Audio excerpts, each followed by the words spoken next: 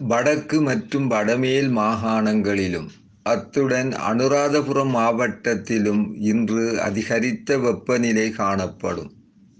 சூரியனின் வடக்கு நோக்கிய நகர்வின் காரணமாக இன்று மதியம் சுமார் 12-11 மணியளவில் வஞ்சியன்குளம், ஓமந்தை, ஏறமடு மற்றும் திரியாய போன்ற இடங்களுக்கு மேலாக சூரியன் உச்சம் கொடுக்கின்றது. கிழக்கு மற்றும் ஊவா மாகாணங்களிலும் அத்துடன் ஹம்பாந்தோட்டை மாவட்டத்திலும் அடிக்கடி மழை அல்லது இடியுடன் கூடிய மழை பெய்யக்கூடும். நாட்டின் ஏனைய பிரதேசங்களின் பல இடங்களில் பிற்பகல் 1 மணிக்கு பின்னர் மழை அல்லது இடியுடன் கூடிய மழை பெய்யக்கூடும். சப்ரகமுவ மற்றும் மேல் மாகாணங்களின் சில இடங்களிலும் அத்துடன் காலி மற்றும் மாத்தறை மாவட்டங்களின் சில இடங்களிலும் 100 மில்லிமீட்டரிலும் கூடிய பலத்த மழை பெய்யலாம் என எதிர்பார்க்கப்படுகின்றது.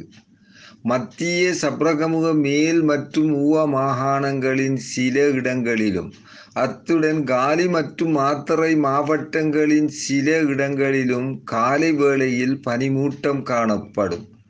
பலத்த காற்று மின்னல் தாக்கங்களும் ஏற்படக்கூடிய சந்தர்ப்பங்களில் பொதுமக்கள் அவதானத்துடன் செயற்படுமாறு கேட்டுக்கொள்ளப்படுகின்றனர். கடல் பிராந்தியங்களை பொறுத்தவரையில் திருகோணமலை தொடக்கம் மட்டக்களப்பு ஊடாக ஹம்பாந்தோட்டை வரையான கரையோரத்துக்கு அப்பாலுள்ள கடல் பிராந்தியங்களில் அடிக்கடி மழை பெய்யக்கூடும்.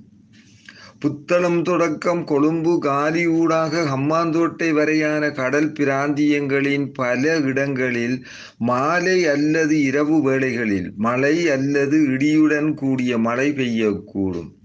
கடல் பிராந்தியங்களில் மணித்தியாலத்துக்கு 15 முதல் 30 கிலோமீட்டர் வேகத்தில் கிழக்கு திசையில் இருந்து அல்லது மாறுபட்ட திசைகளில் இருந்து காற்று வீசும்.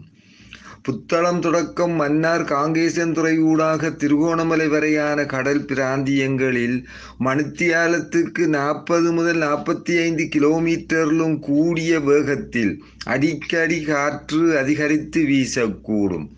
இவ்வாறான சந்தர்ப்பங்களில் இக்கடல் பிராந்தியங்கள் ஓரளவு கொந்தளிப்பாக காணப்படும்.